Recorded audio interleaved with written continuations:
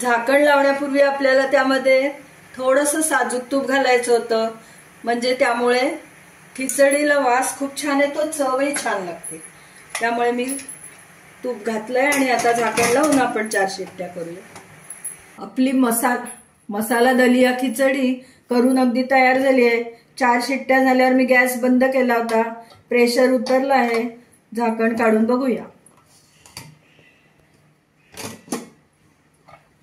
वा, काय सुंदर दिसते बघा आपली खिचडी, एकदम कलरफुल, टेस्टी पण तेवढीच. आपली मौसूद खिचडी अगदी छान तयार झाली आहे बघा, मस्त. आता आपण ती सर्विंग डिश मध्ये काढून घेऊया. नमस्कार, मी अश्विनी डिके.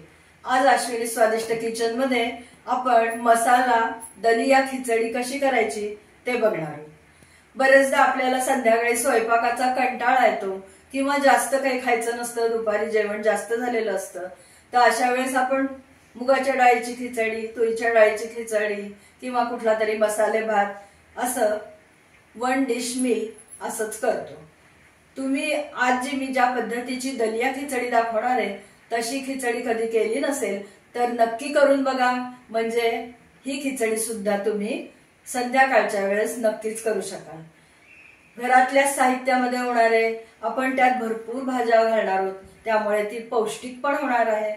पटकन साहित्य बघून घ्या, लगेचच कृती करूया. आज आपण मसाला दलिया खिचडी करतोय, त्यासाठी इथे मी ह्या वाटीने, आपली रोजची आमटीची वाटी असते त्या वाटीने साधारण पाऊण वाटी एवढा दलिया घेतलाय.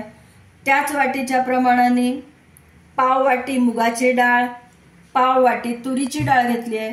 माझ्याकडच्या तुरीच्या डाळीमध्ये मी मसूर डाळ मिक्स केलेली असते, त्यामुळे ती पण यामध्ये आहे. पौष्टिकच आपल्याला खिचडी बनवायची आहे, त्यामुळे हे सगळं आवश्यक आहे. आणि ह्या डाळी आणि दलिया हे मी पाण्यामध्ये वेगवेगळं 10 ते 15 मिनिटं आपल्याला ते भिजवून ठेवायचे. भिजवून ठेवल्यामुळे छान मौसूद खिचडी बनते. पाण्यात भिजवून ठेवल्यावर नंतर ती निथळून घेतले. आता त्यात आपल्याला काय काय घालायचं आहे, तर इथे मी एक मध्यम आकाराचा बटाटा, त्याचे असे उभे काप करून घेतलेत. मला उभे काप आवडतात म्हणून मी उभे केलेत. कुठल्याही आकाराचे तुम्ही काप करू शकता. एक मध्यम आकाराचा कांदा, त्याचे उभे स्लाइस करून घेतलेत. आपण सांबारला किंवा डोश्याच्या भाजीला जसे लांब काप करून घेतो तसे घेतलेले आहेत. एक छोटी ढोबळी मिरची आतल्या बिया काढून बारीक चिरून घेतलेले. एक मध्यम आकाराचा टोमॅटो, तोही बारीक चिरून घेतलाय.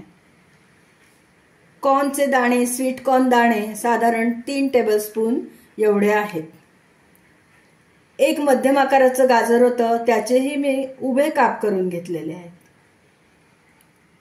इथे आता किचन किंग मसाला आणि गरम मसाला पाव टेबलस्पून नाही, टीस्पून, पाव टीस्पून गरम मसाला, पाव टीस्पून किचन किंग मसाला घेतलाय. 1 टीस्पून लाल तिखट आहे. चवीनुसार आपल्याला मीठ घालायचं आहे. मटार दाणे घेतलेले आहेत. फ्रेश मटार दाणे घेऊ शकता किंवा फ्रोझन घेऊ शकता. मटार दाणे पण 3 टेबलस्पून एवढे आहेत. कोथिंबीर बारीक चिरून घेतलेली आहे. 2 हिरव्या मिरच्या मध्ये काप देऊन घेतलेल्या आहेत.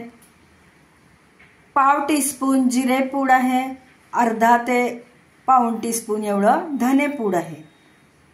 अर्धा टीस्पून आलं लसूण पेस्ट आहे, ही पण घरी केलेली आहे. आणि इथे 2 पानं तमालपत्राची घेतलेली आहेत, ती आपल्याला फोडणीत घालायची आहेत. आज आपण इथे कडीलिंब घालत नाहीये. आता मी माझ्या घरात होत्या ह्या भाज्या सगळ्या घेतलेल्या आहेत. ह्यापैकी एखादी भाजी नसली तरी चालेल किंवा ह्यापेक्षा अजून एखादी वेगळी भाजी आहे, कोबी असेल किंवा फरसबी, श्रावणघेवडा, त्याचाही तुम्ही यामध्ये वापर करू शकता. आपल्याला हव्या त्या भाज्या घाला आणि हव्या त्या प्रमाणात घाला. आता आपण खिचडी करायला घेऊया. आज आपण मसाला दलिया खिचडी कुकरमध्ये करतोय अगदी, त्यामुळे 10 मिनिटात आपली खिचडी तयार होणार आहे. कुकरमध्ये मी 2 टेबलस्पून तेल गरम करायला ठेवलंय. तेल गरम झालंय, आता आपण मोहरी घालूया. मोहरी तडतडली की त्यामध्ये आपण जिरं घालूया. हळद नंतर घालणार आहे, आता हळद जळून जाईल. हिंग घातलाय, 2 हिरव्या मिरच्या, तमालपत्र. गॅस बारीक केलेला आहे मी. आणि आता याच्यामध्ये आपण घालणार आहोत आलं लसूण पेस्ट आणि कांदा.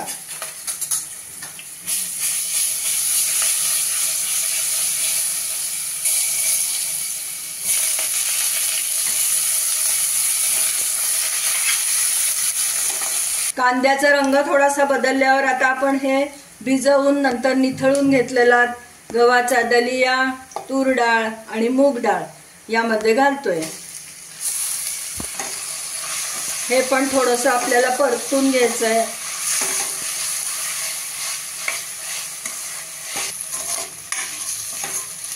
आता हळद घालूया आपण.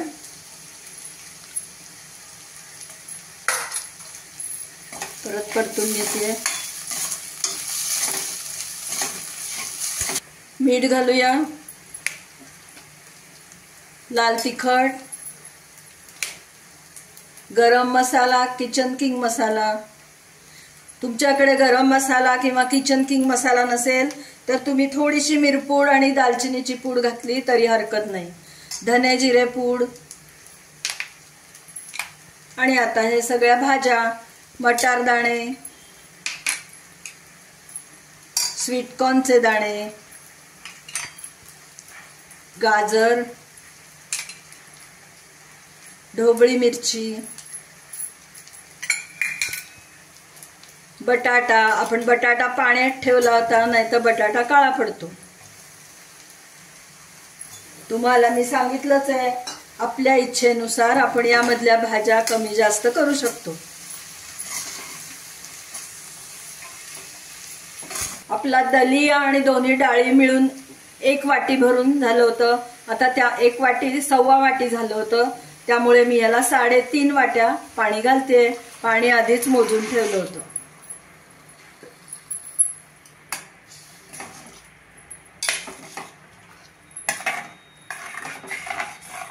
टोमॅटो घालूया आता आणि कोथिंबीर. मस्त इतका सुंदर वास सुटलाय. खूप छान लागते ही खिचडी.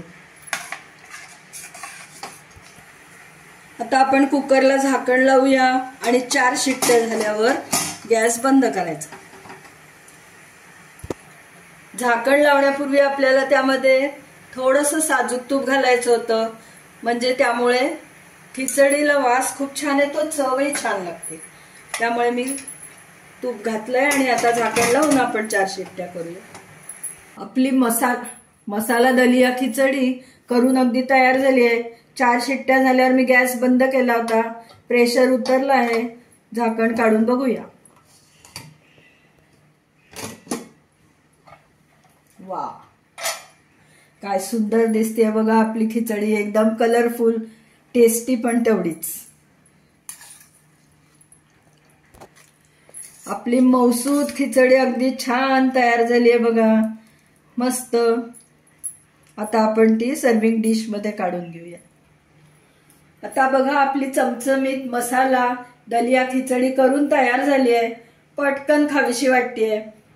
त्यात आपण घातलेले कॉर्नचे दाणे, गाजर, बटाटा आणि कोथिंबीर सगळंच रंगीबेरंगी दिसतही सुंदर आहे आणि तितकीच ही खिचडी चवीलाही छान लागते. शिवाय पोटभरीचा प्रकार आहे हा. विशेषतः डायबिटीसच्या लोकांना दलिया खा म्हणून सांगितलं जातं. त्यांना तर नक्कीच ही खिचडी खूप आवडेल. या खिचडी बरोबर तुम्ही कढी, सार या प्रकारचं काहीतरी पातळ किंवा अगदी नुसतं ताक घेतलं तरी सुद्धा छान. लोणचं घ्या, पापड घ्या, कांदा टोमॅटो घ्या आणि अजून आपल्या जेवणाची रंगत वाढवा. आपण या खिचडीमध्ये भाज्या घातल्यामुळे ती खूपच पौष्टिक झालेली आहे. वयस्कर माणसांना किंवा अगदी लहान मुलांना चावण्याचा प्रश्न असतो, तर अशा वेळेस तुम्ही फक्त बटाटा, कांदा घालून आणि जास्त मसालेदारही नको असेल तेव्हा फक्त दालचिनी पूड, थोडंसं लाल तिखट, मीठ एवढं घालून तुम्ही अशी मौसूद खिचडी करू शकता। तुम्ही या पद्धतीने खिचडी करा आणि मला नक्की कमेंट द्या। तुम्हाला जर आज माझा हा मौसूद दलिया खिचडीचा व्हिडिओ आवडला असला, ही रेसिपी आवडली असली तर लाईक करा, शेअर करा, जास्तीत जास्त लोकांमध्ये शेअर करून माझ्या चॅनलला सबस्क्राईब पण करा। सबस्क्राईब करताना शेजारचं बेल आयकॉनही दाबायला विसरू नका, म्हणजे वेळोवेळी पाठवलेली नोटिफिकेशन्स अगदी लगेच तुमच्यापर्यंत पोहोचतील। पुन्हा आपण नवीन अशा छानशा टेस्टी स्वादिष्ट रेसिपीसह लवकरच भेटूया। तोपर्यंत धन्यवाद।